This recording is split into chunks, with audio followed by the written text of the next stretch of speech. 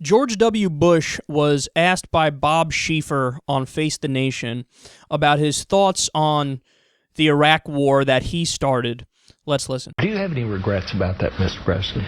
Well, no, I have regrets that. I mean, do you ever feel that maybe it was the wrong decision? No, I think it was the right decision.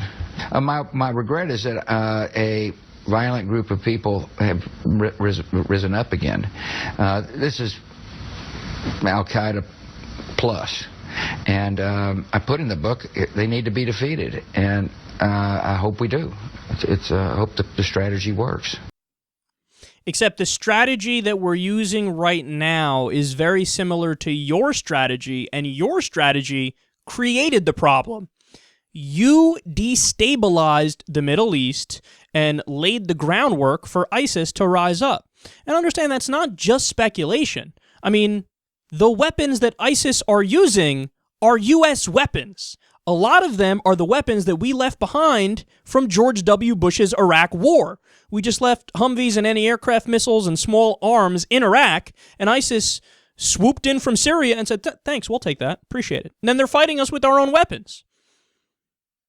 It's amazing just how much the U.S. is responsible for the rise of ISIS. We killed so many innocent civilians that people who were otherwise moderate decided, fuck it, I'm going to pick up an AK-47, I'm going to pick up a weapon here and go against America because they killed my loved ones.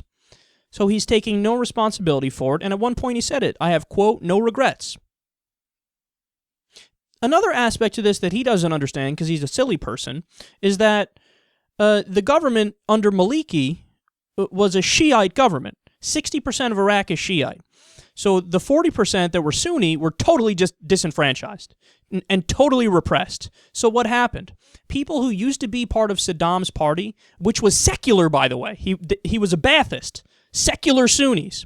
You know who they ended up teaming up with? ISIS. Why? Because ISIS is also Sunni. Now, they don't agree on religious fundamentalism. In fact, they totally disagree. But the people that were part of the Ba'ath Party that were disenfranchised when Bush de-Ba'athified the government, they said, well, the Shiites fucking hate us and they're repressing us. Maybe we'll have a better shot with the Sunnis of having some power, so we're going to go ahead and team up with ISIS. So again, George Bush, you didn't mean to do it, but you created ISIS. Now, let's go to his central claim about, look, I have no regrets. No regrets at all. Really? You sure you have no regrets? Are you sure? I'm about to give people some facts here, and then they'll know whether or not you should have regrets, George. So let's go ahead and look into this. Some facts on the Iraq War by the numbers, according to Business Insider. 189,000. That would be the direct number of war deaths, which doesn't include the hundreds of thousands more that died due to war-related hardships. 4,488. That's the U.S. service personnel killed directly. 32,223. That's the troops injured, not including PTSD. 134,000. That's civilians that were directly killed. 655,000. That number represents the persons who have died in Iraq since the invasion that would not have died if the invasion had not occurred. 150. That's the number of reporters killed. 2.8 million. That's the persons who remain either internally displaced or have fled the country. 1.7 trillion.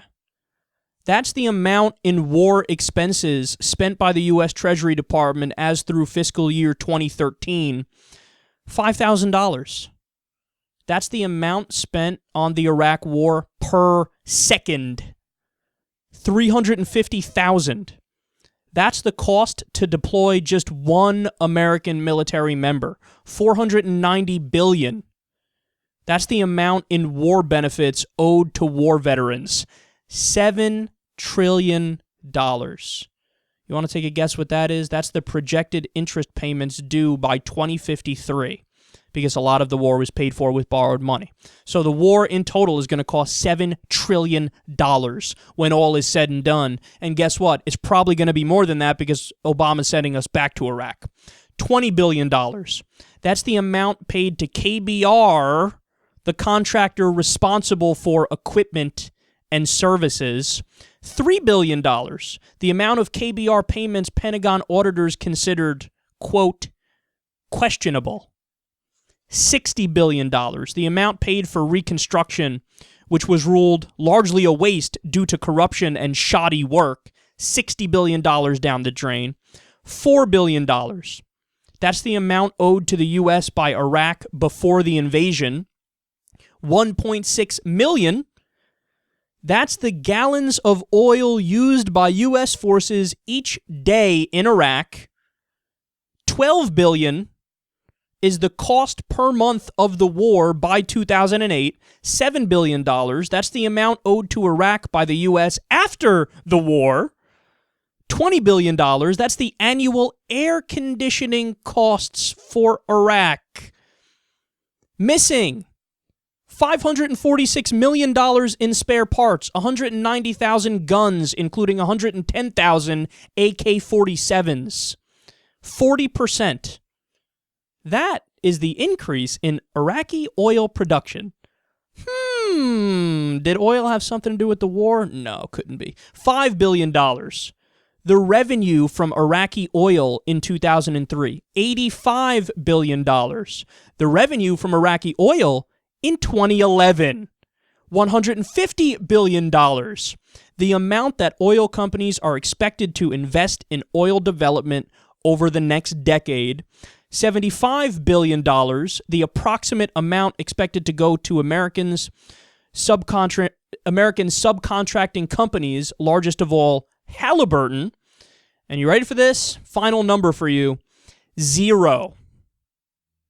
That would be the number of nuclear weapons of mass destruction found. 0. Also, you remember when Colin Powell sat in front of the UN and held up a vial of some white powder and said, anthrax, they have an anthrax bomb, they have anthrax weapons, be afraid, be afraid, be afraid. You know how many anthrax bombs were found? 0. They had some decrepit old chemical weapons, but not enough to actually be weapons of mass destruction. There's your Iraq war, George. You sure you have no regrets?